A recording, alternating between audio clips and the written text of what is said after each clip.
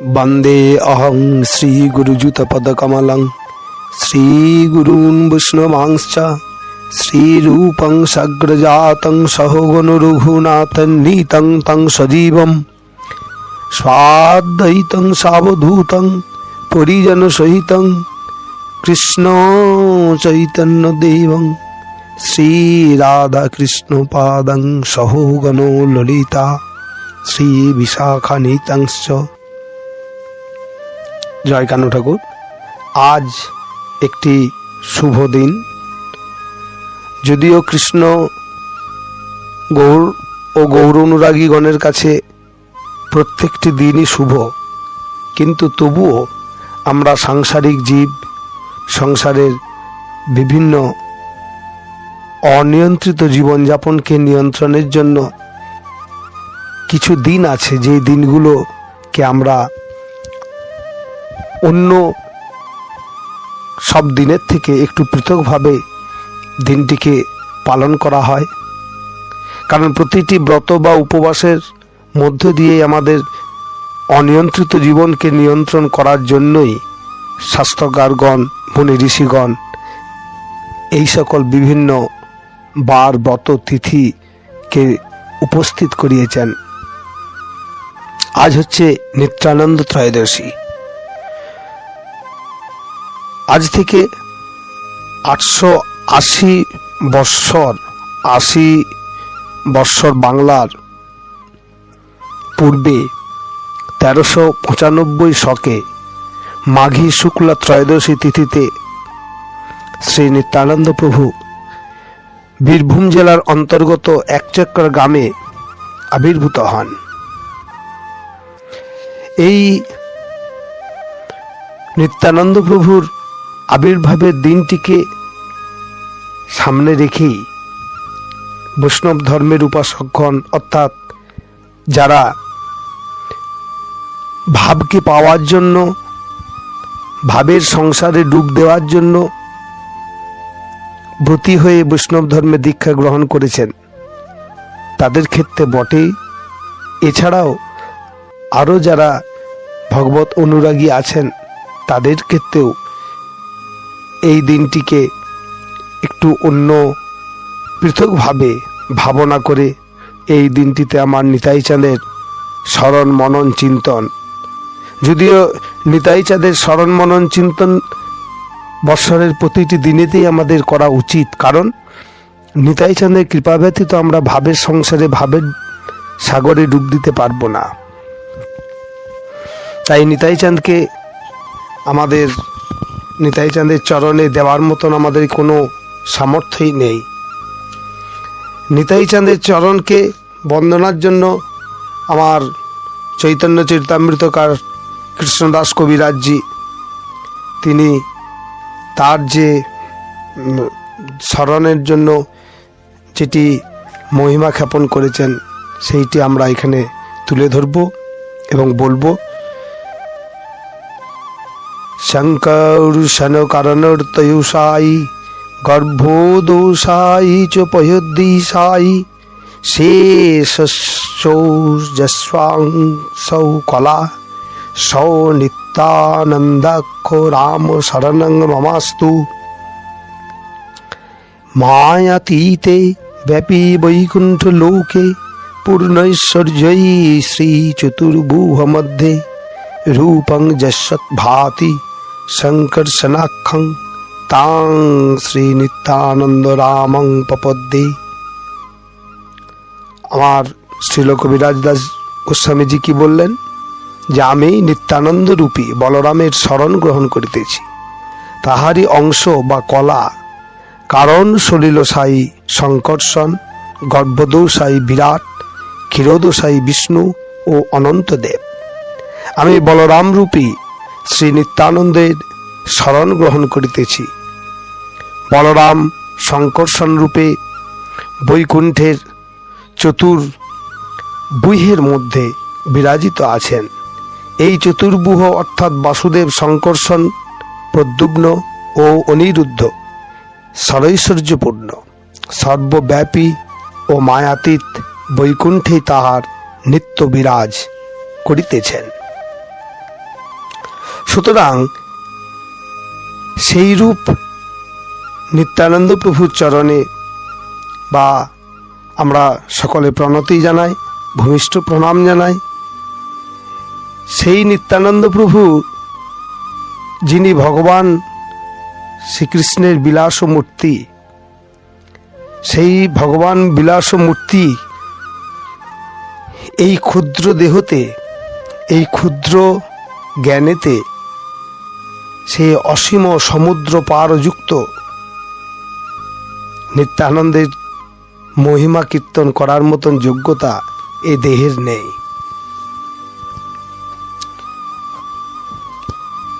তবুও তিনি যেহেতু আকর্ষণ করেছেন, তাই এই দিনটিতে তার চরণে একটি তারই নিত্যানন্দ অষ্টক সেটি তার চরণে নিবেদন করব। শ্রী শ্রী নিত্যানন্দষ্টকম। শ্রী শ্রী নিত্যানন্দ চন্দ্রায় নমঃ। প্রেমে ঘূর্ণিত নয়ন পূর্ণিত চঞ্চল মৃদু গতি নিন্দিতং বদন মন্ডল চাঁদ নিরমল বচন অমৃত খণ্ডিতং অসীম গুণগণে তারিল জগজনে মহি কাহি কুরু বঞ্চিতং জয়তি জয় বসু জাহ্নবী প্রিয় দেহি মে সপদার্তিকং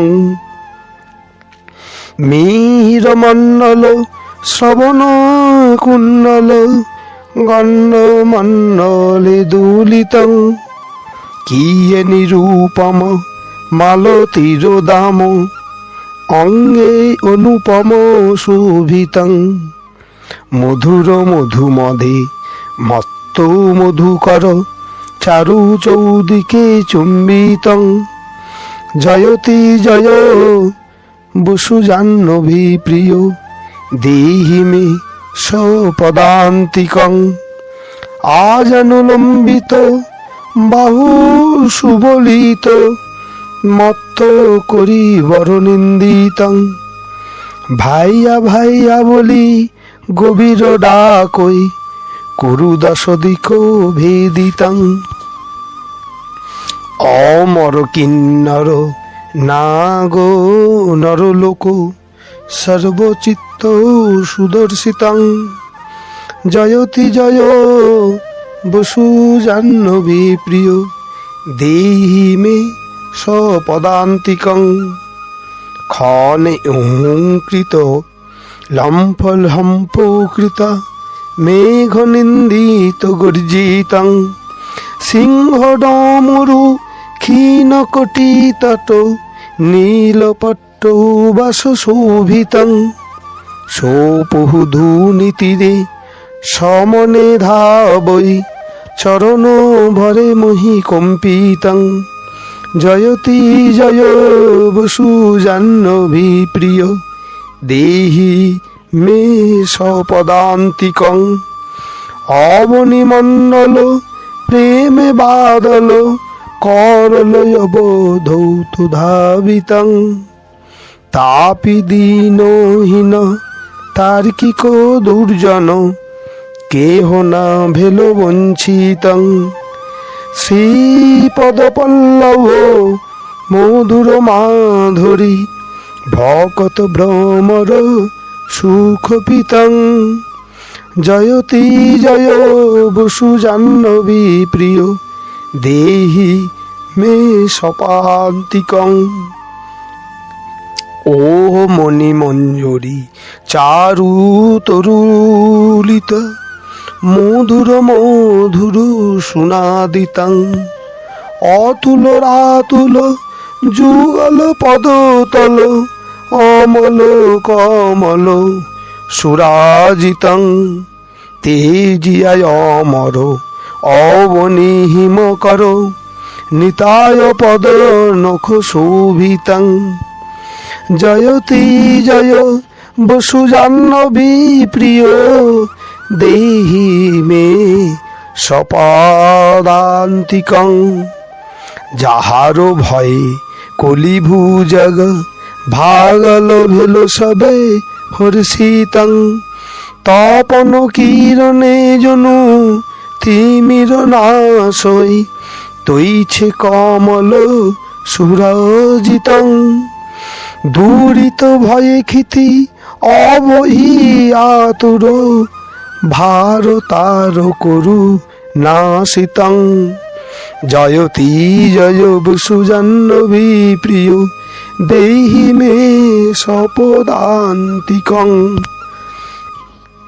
ঈশত হর্ষইতে ঝলক দামিনী কামিনী গণ মনমোহিতং সোপহু ধুনি তীরে না জানি কারো ভাবে অবনি উপরে গিরিতং বচন বলইতে অধর কম্পই বাহুতুলি ক্ষণে রোদিতং জয়তি জয় বসুজাহ্নবী প্রিয় দেহি মে সপদান্তিকং।